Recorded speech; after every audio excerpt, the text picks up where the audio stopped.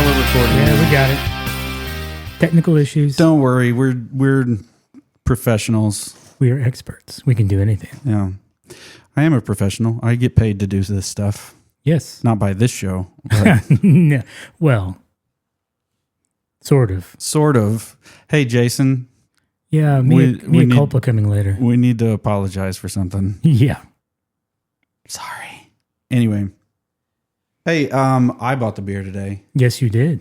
because I'm getting outpaced here by Kris on bringing the beer. So one of our favorites is to go by one of our local places and grab a 6-pack of things that are not at all related to each other. So we have a Sam Adams Boston Lager because, why not? A Zigenbock. Okay. Always good. A Shiner, also Staple good. of the show. And then Kris said to get him something dark. So Yes. I've got a Modelo Negro, Ooh. a Shiner 1909, which I don't actually think is dark, but it had dark, whatever you call it. And then in case everything else went poorly, Oh, there you a go. Guinness Extra Stout because I know that he loves You that. cannot go wrong with a Guinness. So help yourself, my friend. To whichever one of these treasures you want to start with and not end with. Should probably save the extra stout for the end. Yeah. We've had Shiner on the show before. We've had Modelo on the show before, and obviously Guinness. Mm-hmm. So I guess I will try the 1909. I've never had it. Okay. Well, if it's too But let's see. light, then just pass it over this way and I'll suffer the consequences. Do you see the opener? Heritage Lager. I've got one. Okay. I don't know what happened to some of the Christians have been in here again, taking out our bottle openers. You know how those Christians can be. Let's see.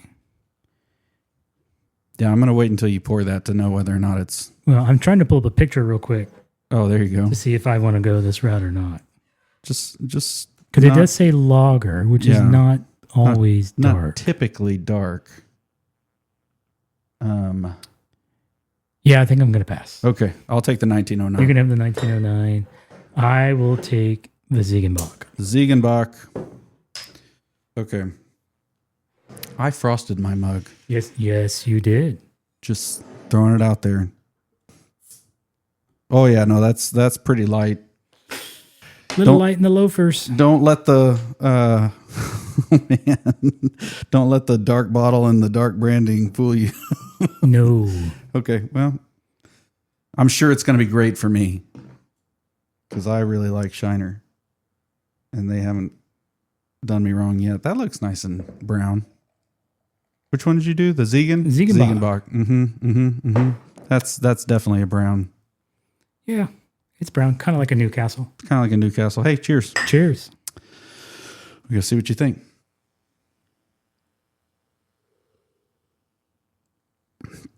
Oh, yeah, that's a mower beer.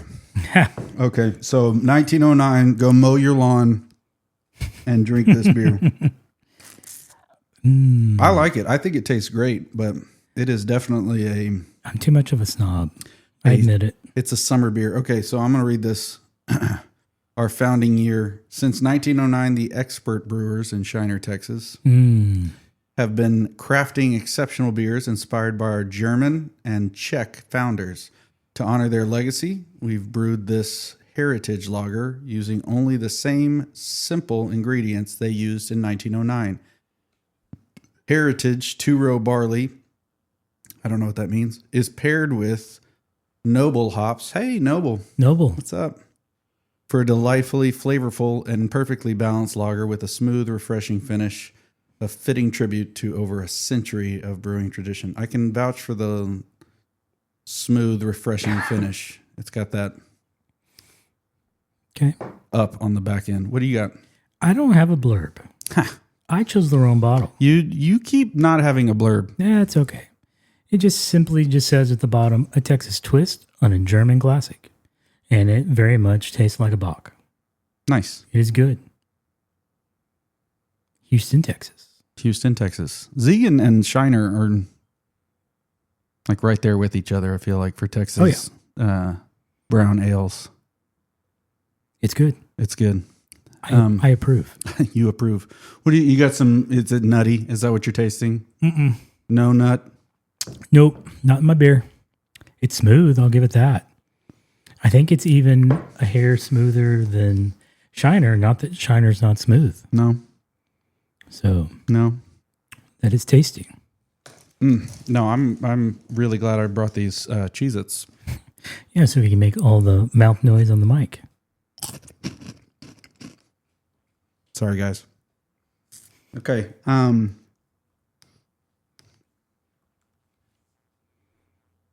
Speaking of technical issues, Yeah.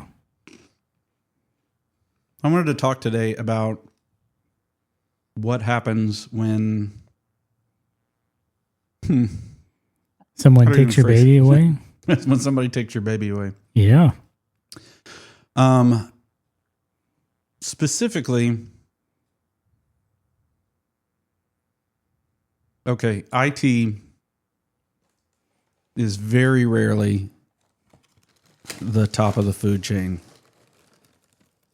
I would almost say never, but like there are some companies out there that this is what they do. This is all they do. Yep. So the IT infrastructure support, all of that is the like top.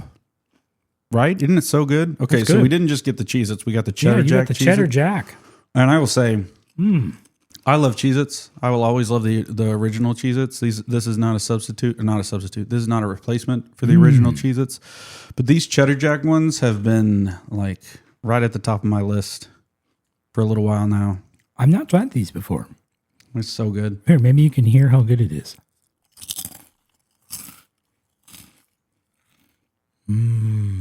There it is. There's you some ASMR. Okay, so what I was saying is most of the time if you work in IT, you're in a support role, which I love. Like I'm not mad about being in a support role at all. I really enjoy it. I know you really enjoy that. Yep.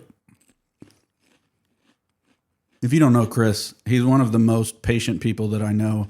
And it's really like the idea of helping people that don't know what the heck they're doing is like another level with this guy. Super patient with them. And then also super patient with people that think that they know better. And I've always kind of, I say been in awe. Like I don't mean that in a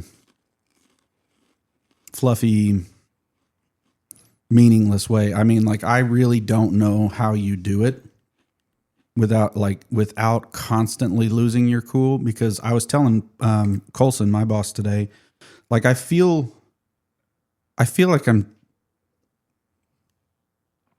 Losing the recording? triggered by so many things. I don't know. I'm not. It's red. Okay. For some reason, the red button threw me off. Like it wasn't supposed to be red. It was supposed to be green. But no, it's supposed to be red because the Supposed to be timer's red. still going. Yes. Okay. Can you tell we're a little bit nervous? Anyway, I can see the look. the look. But that like I feel like there's so many things that like when somebody, because so many people have been so critical in so many different situations in ways that they don't really have like a backing for. And what I've always seen in Kris, and my partner here, is the ability to not let that change the way that he is interacting with that person in the moment. I'm not good at that. I'm really bad at that. And so what I wanted to talk about today is that there's so many times that in IT and in AV and some of these technical roles that we have where it's like, you may know better, but because of one reason or another, we're going in a different direction. Sure. And the hardest thing for me lately has been these things that I know a lot about are no longer my responsibility anymore. Yeah. And how do I interact with it in a helpful way while still, like, it's so hard because I think so many of us want to help and want to, like, I want to make this better. I want to fix the problem that somebody's having. I don't want something to fail. Correct. But if somebody has taken the responsibility away from me and the decision away from me, like there has to be a, and I got in trouble for saying this wrong. So I'd love to know the right way to say this. You have to be able to kind of hand that over and say, okay, well, like the wrong way to say it, I guess, was you didn't do what I said to do, so now it's your problem. Yeah. Or you took this responsibility away from me, so now you have to deal with whatever comes of that. That's evidently not the right way to say it. Well, so there's like, I think there's a way to say that's not saying it quite as rough as I feel it in my chest. well, I mean, that's tough. You know, I mean, I guess kind of going back to where you started, I can't take credit for the patience piece. That's a God thing. I had a great example in my dad's dad as well. Nice to see that lived out, because that's not my dad by any means. My dad is a loud dude. If we need to go to war, we're going to war. Let's go right now. Let's go right now. Type of person. Yeah. So now that doesn't mean that I don't lose my cool. I do. I certainly do. There are things that come my way that in my head I might be thinking one thing, but I'm verbally saying something else. Just because you've got you can't. For me, it comes into what I say. You can't give people the rough draft. And I developed that concept in my interaction with my wife. And if I was to always talk to my wife in what I call the rough draft, she would probably think that I'm the meanest, horrible person in the face of the earth. Really? But before I talk to her, and I try to do this with my kids too, but sometimes you fail. You fail miserably. And then you have to come back and, I'm sorry, I apologize. I shouldn't have handled it that way. I should have taken more time to process. So I generally will go through 2, 3, maybe 4 iterations in my head. Wow. Before I talk to her about something that is truly upsetting me. There have been some times that I've just kind of given her the rough draft, and you see that look come up on her face. And it's like, oh, I stepped in it. Too fast. Too soon. So I guess what I do feel like I do a good job of is being able to compartmentalize that in the moment. Yeah, I don't know. And try to address the person. And regardless of my feelings in the moment, you know, I may want to just grab them, shake them, and say, what in the world is wrong with you? Right. But that's not going to get me anywhere. I mean, so I have to try to meet them where they are, and I don't mean that in a demeaning way. Feels like it'll do something for me. Yeah. So you don't mean that in a demeaning way. As far as meet them where they are, I don't mean that in a demeaning way of like, all right, let me step down to your level and I'll meet you where you are. I don't mean it that way. It's like, okay, you have but obviously where they are is not where you are. Well, I mean, it's not their area of expertise. So I try to remember that, and I try to remember that there was a time that I may have been like them, because I haven't always known what I know. Oh, for sure. So I try to keep that perspective. Sometimes I don't do a good job with it, but I try. And I realize that they potentially have a misunderstanding of the technology. It's like, well, hold up, let's walk through this. Let me try to help you understand. And I realize there are sometimes that's, I can see the look on their face. They're glassing over, and it's like, oh, stop, back up. Let's take a different approach to try to help them out. Right. And I'm glad that most people perceive that in the way that I interact with them, and that I'm not being a bully and I'm not being a jerk. Although I'm fully capable of all those things. Now I am. Ask my kids. My family's seen a little bit too. Although when it's something that you have owned, Yeah. and it gets ripped from you, Yeah. and I use rip on purpose because that's what it feels like in the moment. Yeah. Not in the moment, like well, it lingers for a while. It lingers. But when you have your baby ripped from you and handed to somebody else, and you're going, wait, time out, what just happened? Yeah.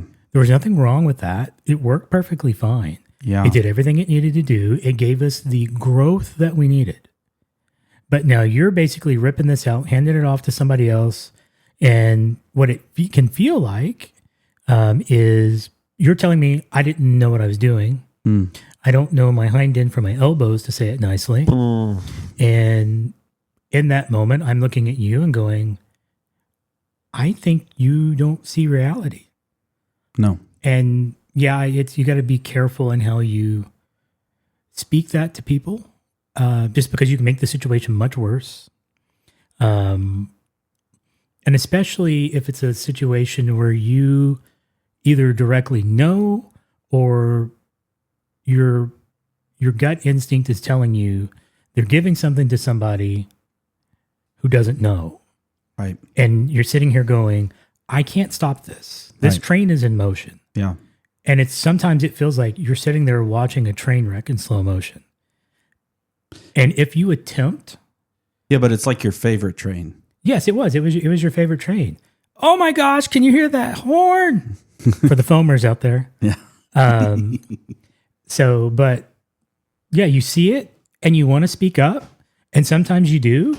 And you're basically told, this isn't your domain. Yeah. And you're like, okay, so I'm going to step back and I'm not going to say I told you so. No. Can't do that. I want to, but I'm not. And when this thing derails and it's all upside down and backwards, and then you're coming and talking to me, I'm not going to say it, but I'm going to do what needs to be done to get it fixed. And I know that person is going to sit there and go, they told me and I didn't listen. Yeah.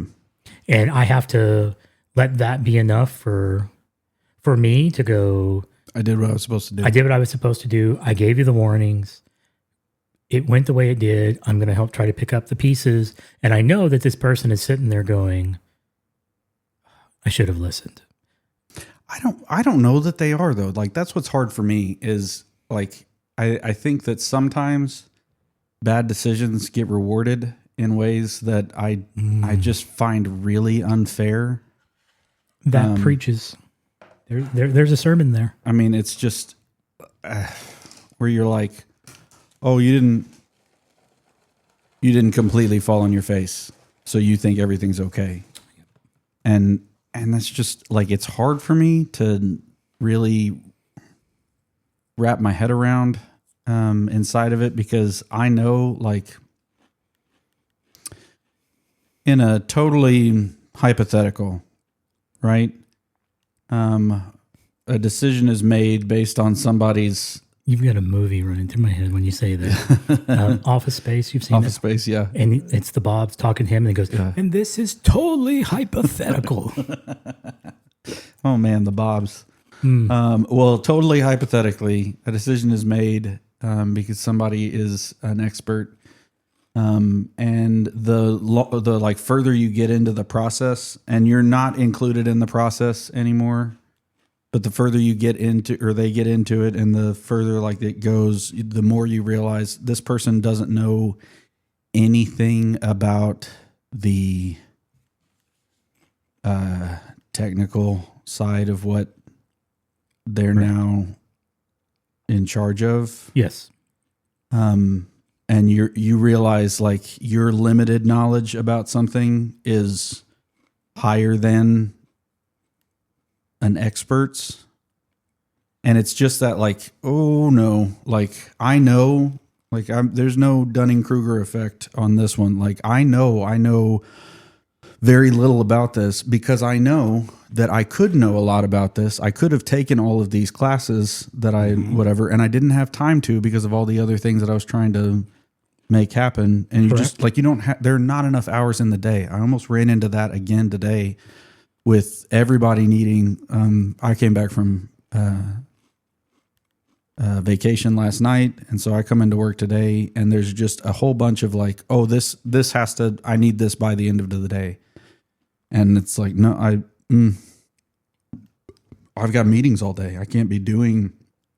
So after we get done tonight, like I'm going back to work to try to get all of the other stuff done, which is fine. Like it's not that big of a deal. And I came back from a great vacation and it's, you know, it'll make the rest of the week bearable to not be, you know, in debt time wise all the time.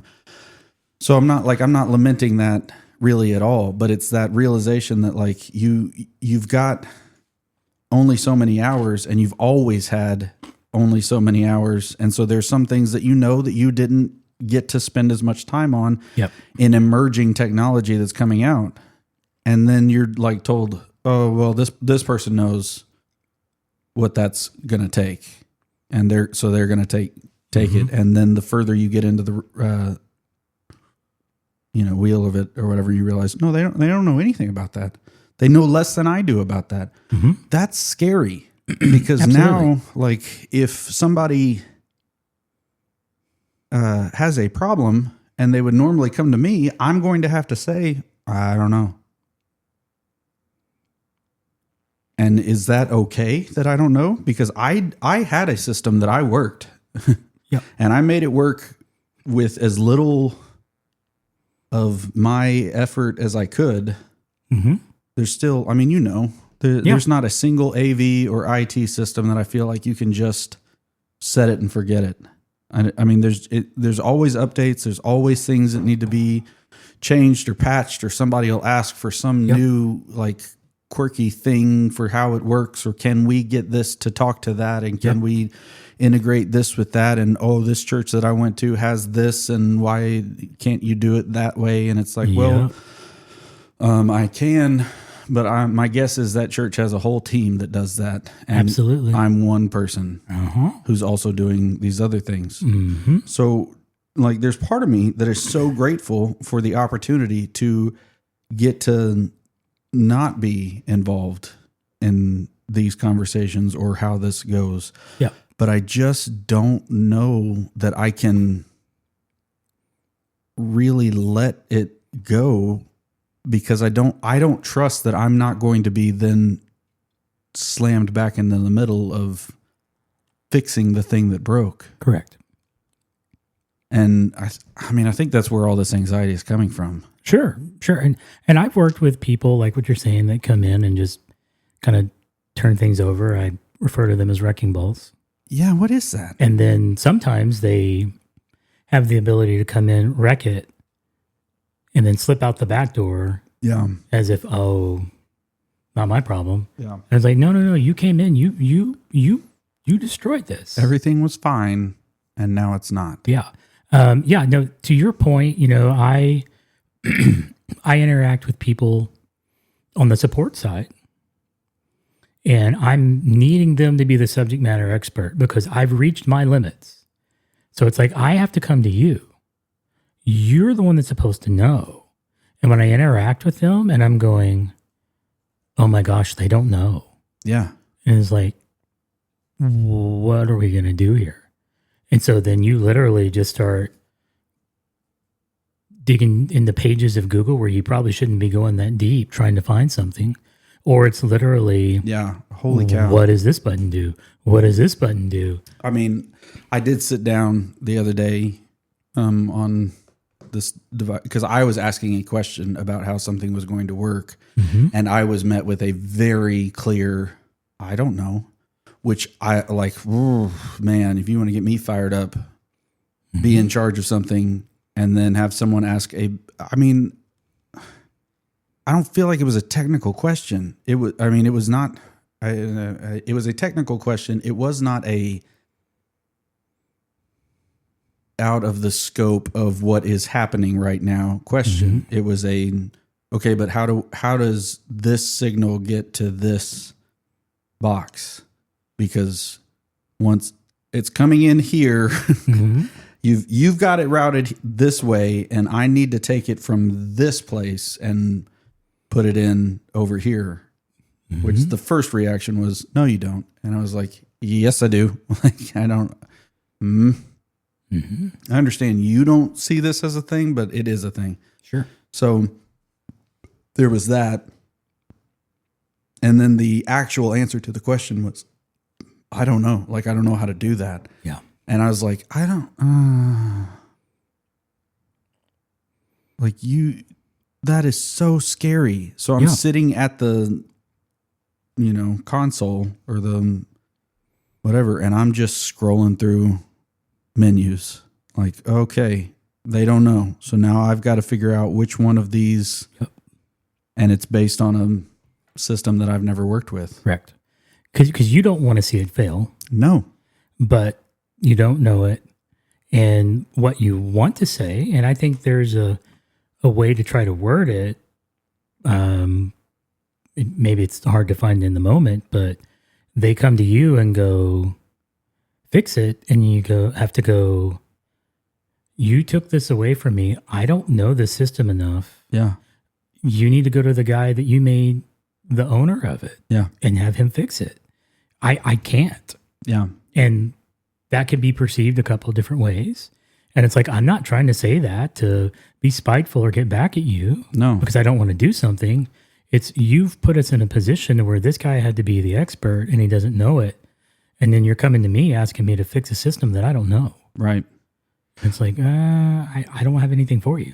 I joked there that I was, for a while, I mean, it was not very long, it feels like, because I'd come up with the joke and then all of a sudden it wasn't my thing anymore. But I had joked that I was related to this room because of the amount of blood that had come out of my hands and into the cabling to then make it a blood relative. But I mean, all of that to say, like, now it feels like some of that wiring blood has been taken out, so it's not my relative anymore. That was a very short-lived relationship there, even though it was years in the making. But yeah, that's, I don't know if that's like, I don't think that it's pride. If it's pride, it feels like it's more along the lines of not wanting to have to say, I don't know, because I don't want to be unhelpful. Mm-hmm. But like, I really don't want to say, I don't know. I don't want to have somebody have an emergency and then not be able to fix it. Sure. I mean, there've been so many emergencies that it just takes a second, but I mean, run the traps because I know all of this, in my head. And now it's like, nope, don't have any of that anymore. No, I mean, there's some truth to saying, I don't know. You took it out of my domain. You went a whole different direction with what I don't know. And because it's not my domain, I didn't research it and try to learn. Yeah. Because you've got me paying attention to other things. Yeah. But now you want me to pick this up, and it's like, I don't have it. Yeah. And there is like we're not going to do that. Okay. It's great until there's not another option. Sure. But I don't know. So I guess, I don't know. Reading between the lines here, what you've got is a guy that knows how to potentially do the day-to-day operation, yes, but doesn't understand the technology enough to configure it in the multiple ways that you may end up needing it. Yes. So he knows he is more comfortable with this system than he was with the existing system. And he made it sound like the existing system couldn't do what this system can do. which was really frustrating to me because I was like, okay, that's just not true. Like, there's one spec that is significantly better because it's a significant increase in cost. Mm-hmm. And I agree. Like, there's a difference between 48 kilohertz and 96. Sure. I get that. Like, I'm not trying to say that doesn't exist. I'm not trying to say that people who really know can't hear that. Like, I really do think like this is auditorially, if that's a word, this is the equivalent of going from, 720p to 1080 or, Mm-hmm.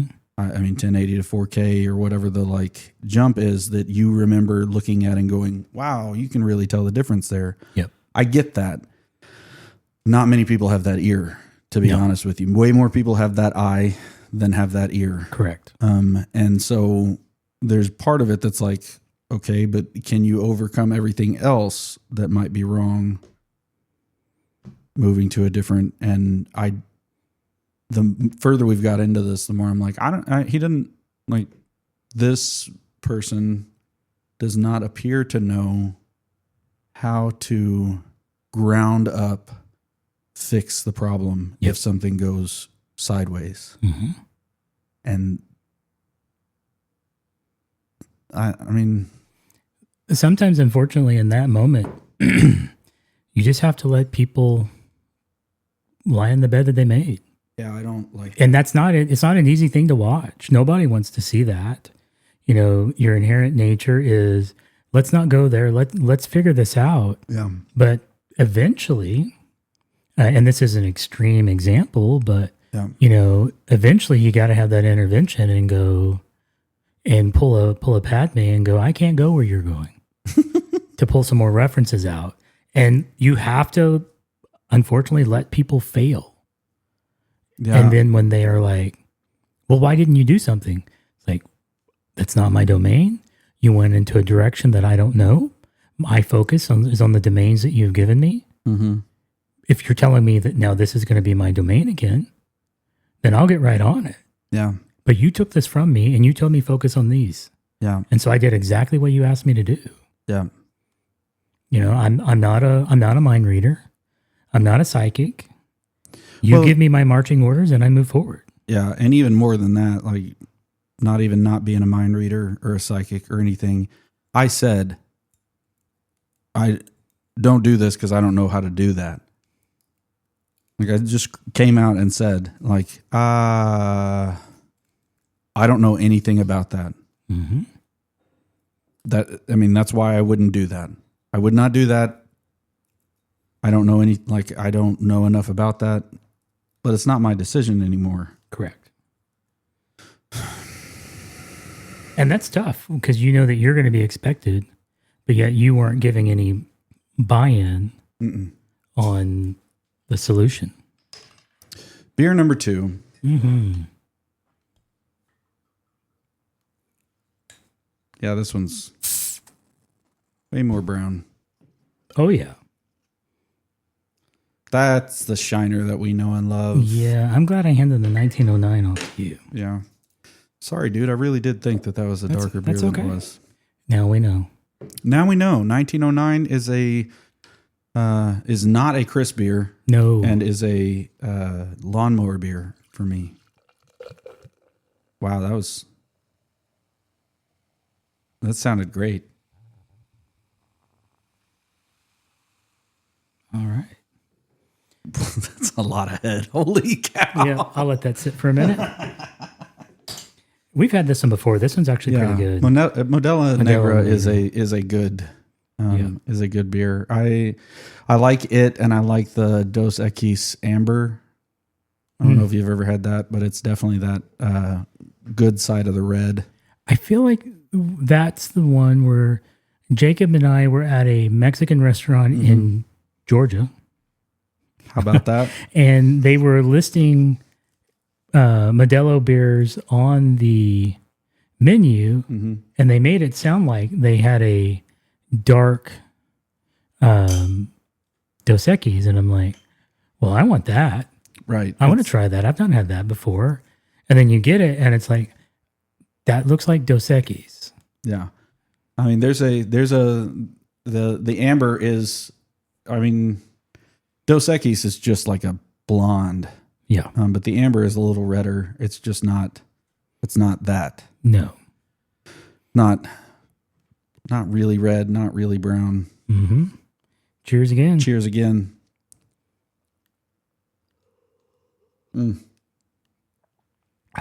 It's like coming home, baby. Yeah, it is. So, yeah, I mean, that's mostly what I wanted to talk about today is just like, it's hard being, in a support role without,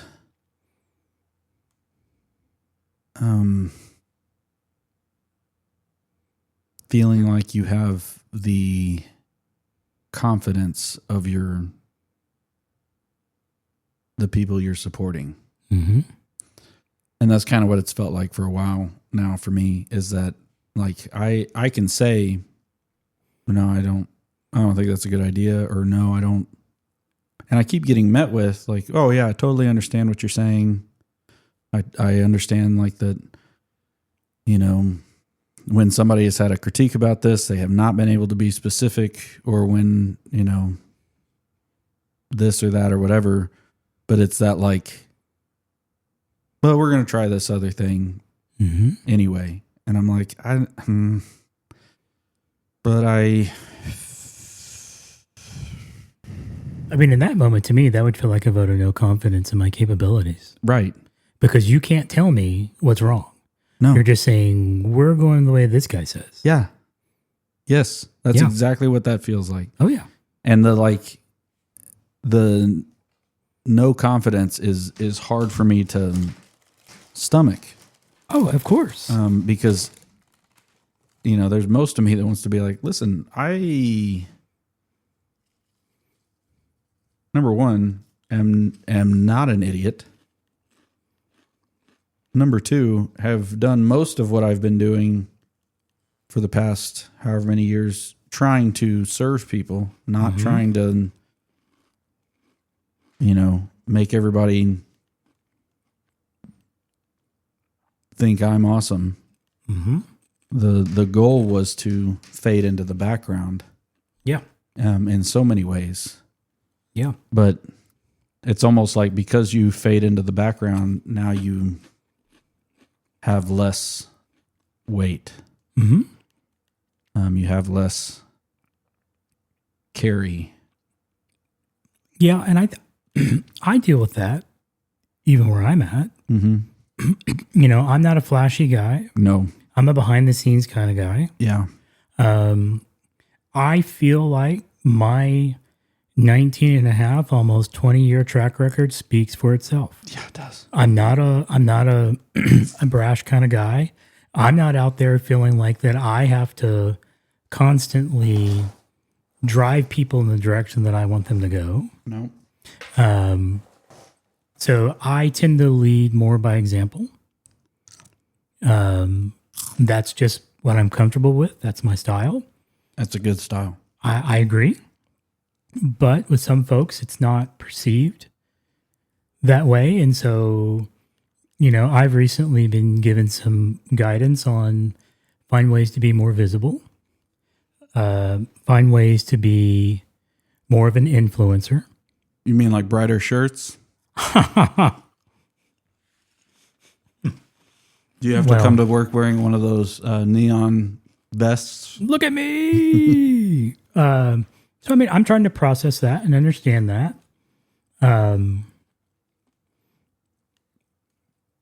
It doesn't give me energy to think about doing some of that. No. Can I do it? Yeah, I absolutely can do it. I'm more likely to do it in a one-on-one interaction with people rather than getting in front of a group and trying to cheerlead into something. Yeah. So, you know, I'm processing it, trying to figure out what that means, what that looks like. How can I do some of that? Because again, we all know if you keep constantly putting yourself in a position where you're constantly stretching and you're constantly going way outside of your zone, eventually you're not going to be good to anybody. Yeah, that rubber band either breaks or loses all of its tension. Correct. And so you've got to figure out, how can I take pieces of this and get comfortable and go, okay, now I can take that next step out. Yeah. Okay, I can take that next step out instead of having to feel like you've got to go all the way out there. Because you don't want to burn out. Yeah, but when you feel like you've been burnt out for 5 years. Sure. And again, in speaking to some of this, running a filter, knowing who's listening, it can be demoralizing. Yeah.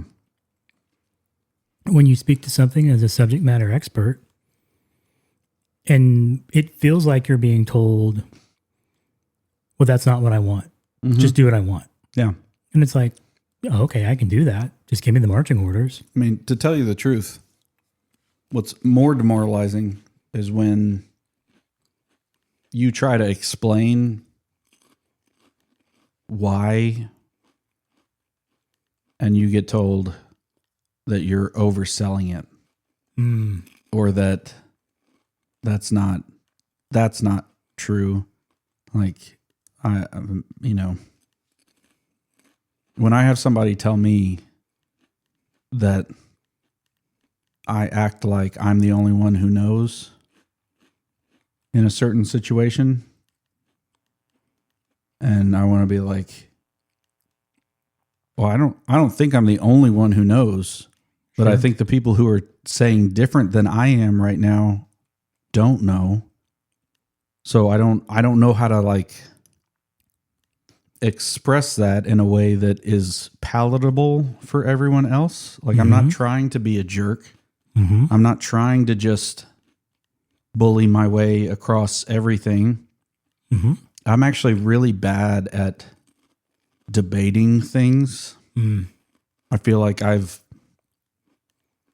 got a lot of knowledge, but sometimes that knowledge gets kind of pushed into separate categories in order to make decisions that are helpful to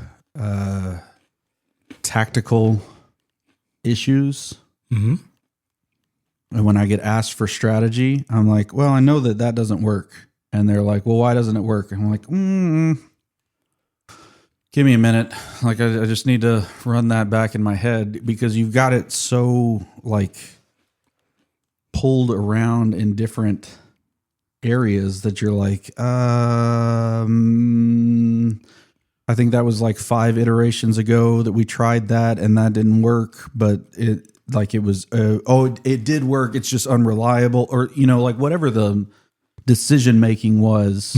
And then you're told like, no, you got to be able to explain that to everybody because everybody wants it to be different. And you're like, oh, okay, but either I'm the one who knows, sure, or I'm not. And I don't value, I think probably because of the way that I was raised, I don't value everybody knowing what I know. Sure. I don't need to know everything that you know. Mm-hmm. I need to know the things that I'm responsible for and know them so well that I can problem solve them immediately when there's an issue and try to come up with the solution and, be able to walk somebody through that solution. But I don't like my parents were the because I said so parents. Yes.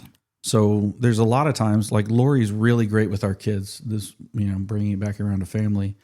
Lori's really great with our kids about telling them why. When they ask why and she gives them an explanation, I get agitated by that.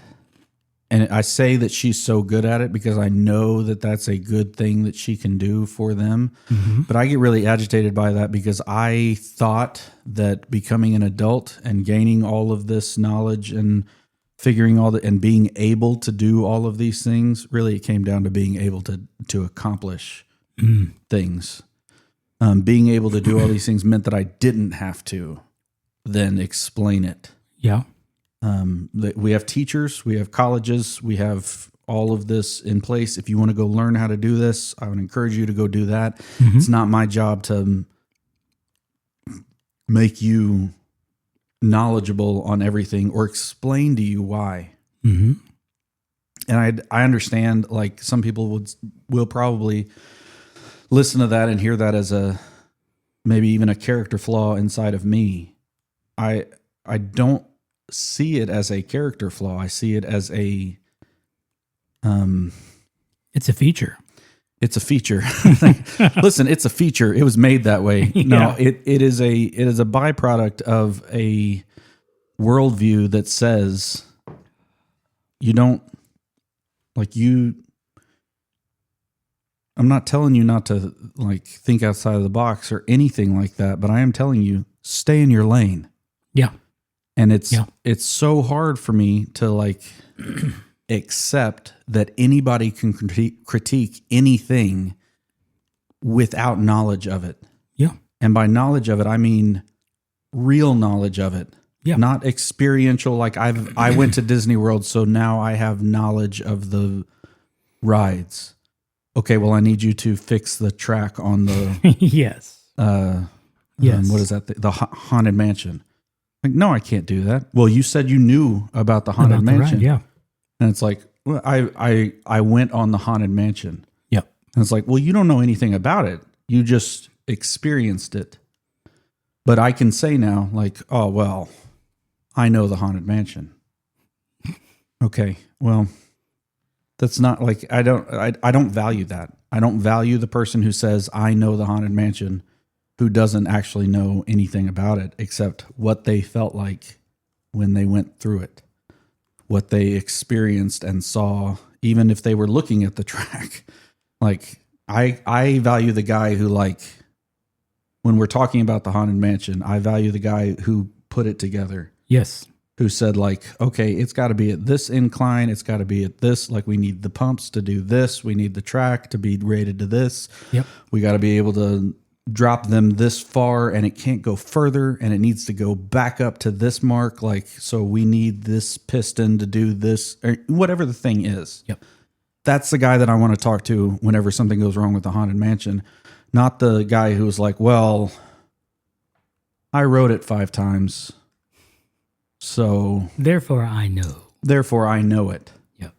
I mean, does that make any sense? There's no, it does. Cause what you're reminding me of is recently, whoops. Hi, Mike. Yeah, there was a Joe Rogan podcast that had Douglas Murray on it. I don't remember the guy that he was debating with on that show, but it was the subject matter of, do you have to be an expert in order to speak on something? Yeah. And they were going back and forth and back and forth. And there are some subjects where maybe you don't necessarily have to be a true expert. Right. But when it comes to certain things, I'm sorry, you have to, because you have to understand the history. You've got to understand the context. You have to understand the technical piece that you're in. Yeah. And that's what makes it. And I like the concept, but it doesn't always translate to reality. And that is the idea that if you can't explain something, then you don't know it well enough. And I get what they're trying to say by that. Yeah. And that if you truly know something, you should be able to explain it to anybody. Right. But I think there's a limit, because there are, and again, not trying to talk bad about people, I'll use my mom as an example. There are just some people in this world that are just not meant for technology. No. She can do certain things. Yeah. And I'm proud of how far she's come. Right. But there is just a limit. Yeah. And it's just she can't go any further. And it doesn't matter how I say it, how do I try to explain it. It doesn't matter what real world scenarios I pull. Right. It's just not going to be there. And that's okay. Right. And so when you're being asked, well, you need to explain it to everybody. And it's like, well, I need to explain it to that person on where they are, and that person where they are, and that person where they are, I can try to explain it. Yeah. And I think I've explained it well. Yeah. One of you might get it. The other 4 is looking at me like I'm talking a foreign language. Yeah. I mean, I agree to an extent. I then immediately, for some reason, think about my grandmother, who made the best French fries and chicken fried steak that I think has ever existed on the planet. But when you asked her, claim. I'm just saying, like, and I feel terrible. I really do, because nobody can go back and like try it because she's gone. And honestly, one of the things that I hate about it is that she's gone and she couldn't really explain how to do it. She just knew. She knew like the measuring of things based on the size of the cuts that she made on the potato. Yeah. On what the meat looked like after she had tenderized it, to then like she knew all of these. It's like my grandfather was an incredible baker, and he knew by walking out of the house in the morning how long it was going to take the bread to rise, because he could feel the barometric pressure or whatever it is. I don't know. I don't know. Like the humidity, the like temperature, all of those things. He knew that. But if you asked him, he would have to experience it in order to tell you what the right answer is. He couldn't say, well, here's the formula in order to get it. Sure. Or here's the like whatever. And so like there's a like I mean, those are just innate abilities. There's an innate ability. There's a learning that you get. Like I don't know if you've ever done this in an IT problem that has happened, but where like you're looking at the problem and you're looking at the like whatever the settings are that you're walking through, and you're like, I don't know, let me try this, and you just try a thing and it works. Yeah. And you're like, I can't really explain to you why I knew that was what was going to fix this problem. I mean, other than turning it off and on again. Sure. Universal fix. Just used it a second ago. But like there's some of that I want to be like, I value that. I value the person who knows it so well that they don't really even know how to explain to you how they fix it. Like, that's the guy I want on my team. Sure. And great, if he can, like, help somebody else to learn how to do that, like, that's awesome. I hope that you can do that. But more than likely, that's going to take somebody being alongside that person for an extended period of time. Mm-hmm. And you being trusted with that. Sure. And I guess that's the kind of confidence that I wish that somebody had in me inside of these moments. Is I wish that it was like, I don't know how he does it, but it's you just got the juice. That's amazing. Sure. And to your point, there are people who could literally be by that guy for 10 years. Yeah. And still never figure it out and get idea. it. Yeah. There are just some things that they're just a gift from God. It's innate in the person. Yeah. And it can't, there are some things that just can't be taught. Yeah. You can get close. But there are just some things that just cannot be taught. My uncle worked all summer. He was an athlete, and he worked all summer with my grandfather, and he could pull out 6 donut or 1 donut hole for every 6 that granddaddy could do, or that Papa could do. Mm-hmm. He just had incredibly fast hands. Yeah. And I mean, I really do believe that if someone is dedicated to something, there's far more likelihood that if you spend 10 to 12 years doing it, mm-hmm. dedicated to it, alongside somebody who is really good at it, you'll probably be way better at it than reading a bunch of books on it. Oh, yeah. But some of that has to do with that, like, it's this. You should check this first. Well, that doesn't seem to have it. You should check that first. Yep. The number of times that it's that problem.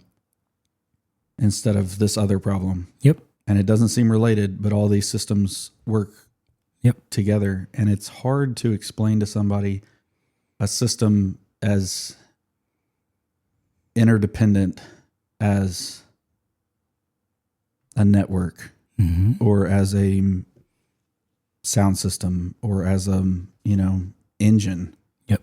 Goodness. Like it's hard to explain why all of these things, like how much time do you have? Like I could talk about this for hours, but we don't have that much time. Like you want me to, what you want is a 5-minute answer, and I don't have a 5-minute answer for that. I have a 25-minute answer for that. And that's the short version. Yep. And you're going to get really tired of me and think that I'm just upselling or talking it in a circle or whatever it is. It's like, no, I mean, part of this is me trying to figure out what is going to make the light dawn on you that this is the right answer. Yep. And I'm not sure what that's going to take. Yep. And I don't know. It's just that, like, I think some of us are made to debate and some of us are made to get our hands dirty. Yeah. Yeah. And it's hard as a hands dirty person to then have a no confidence because of not being a debate person. Yeah. You don't want a debate person right now. You don't want a theoretical person right now. You don't want somebody who's all up in the clouds with this right now. You want somebody who can make this thing work. Get it done. Make it happen. Yep. Going back to you saying you're in it and you just innately go, okay, I'm going to try this and see what happens. Sometimes you can explain why it worked. But there are plenty of cases to where you do it and you go, that shouldn't have worked. That shouldn't have worked, but it worked. We're going to go with it. Yeah. And I'm going to have to chew on that for a while and see if I can figure it out. And I've had my fair share of those. I mean, it's usually like at 11:30 at night when you've been pounding on something for so long and you're like, okay, I'm going to try this thing that I've had an itching in the back of my head to try this, past 4 hours, but I can't explain why that would work. Yeah. Oh my gosh, it worked. Yeah. What the heck was that? Well, that was the tiny voice speaking, but we weren't listening. No, we weren't listening. And there have been so many things, and I know you've been there. I've talked to you about this as well, that you've been at it and it's just not working. And you finally reach the point of going, I'm walking away. Yeah. And I clear my head and I get on my knees and I pray and I go, God, it's me again. Yeah. I'm still depending on me. I don't know how many times you've taught me this lesson, but we're here again. So I'm going to let go of this. Yeah. I'm asking you to figure this out, because if you don't fix this, I don't know how it's going to get done. Yeah. And just kind of walk away from that, and you walk into the problem and it's just like immediately it's fixed. And it's just kind of like, if I would have done that 4 or 5 hours ago, I would have really avoided all of this stress and all of this headache and all of this downtime. And it's just like, how many times do I have to keep learning that lesson? Yeah. Because I read my Bible and I read about the Jews and the Exodus and it's just kind of like, how are they doing that? Yeah. Stop doing that. Stop doing that. You're a bunch of idiots. Yeah. And then it's like, oh no, I do that too. Shoot. Yeah, I know why they did that. I would never sacrifice to a gold. Oh crap! I did that yesterday. Yes, Mubi. If anybody knows that reference. So, but yeah, there are just some things that are just innate in people, and you can't teach it. It's unfortunate, but you just can't teach it. And those are the people that you want around. Yeah, because they're still going to be able to teach people a ton and take them from not knowing to knowing so much. But it's going to take that person putting in the hours to hopefully build out that innate ability. Yeah. And sometimes it doesn't matter how many hours you put in. It's just not, you're going to be good at what you do, but not everybody can be the great ones at what they do. Yeah. My mom calls it being born with a chip.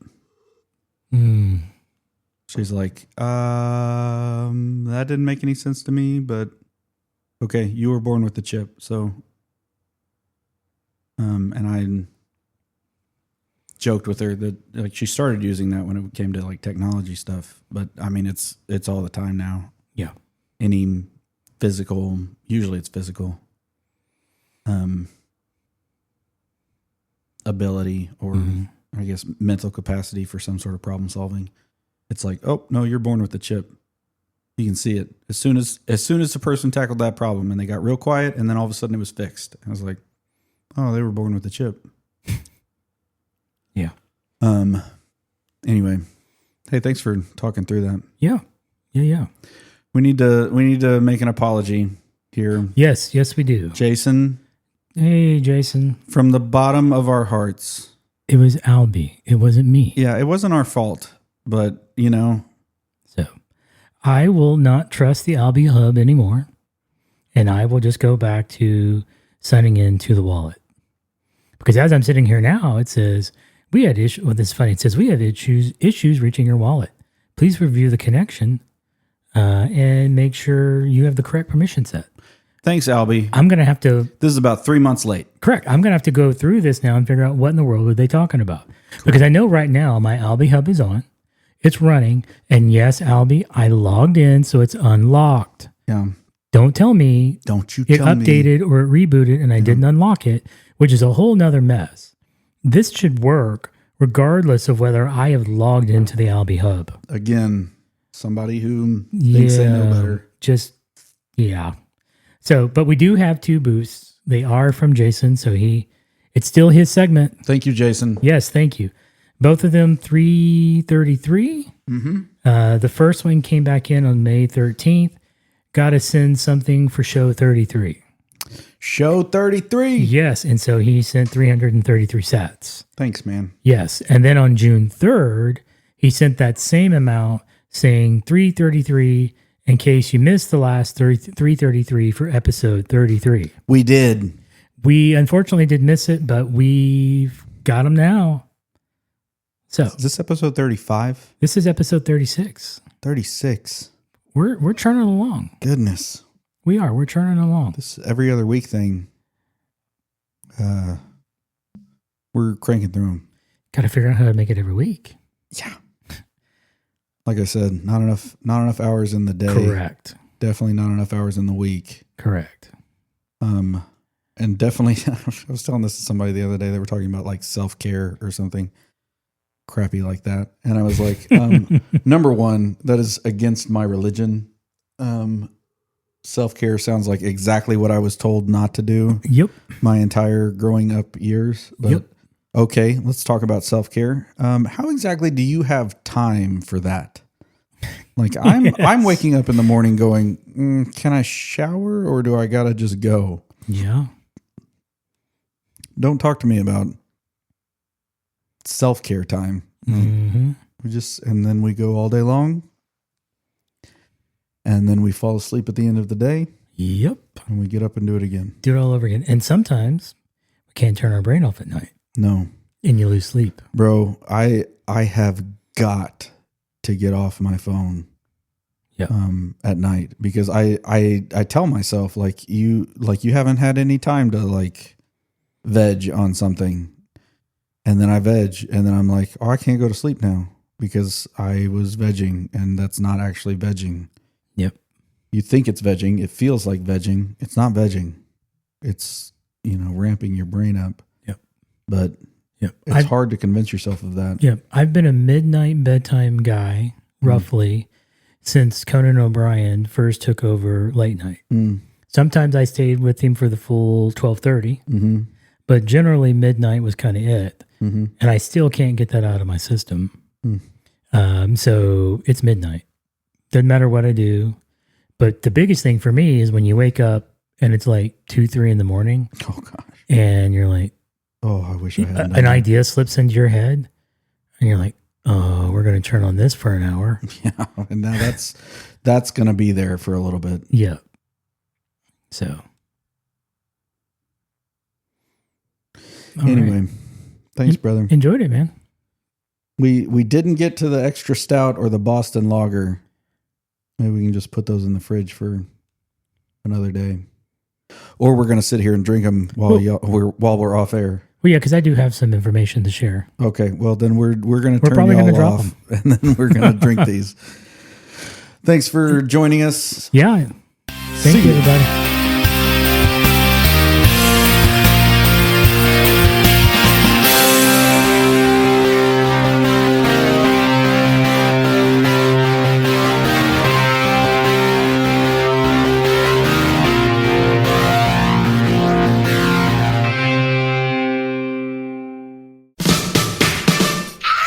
ISIS. We will follow them to the gates of hell. ISIS.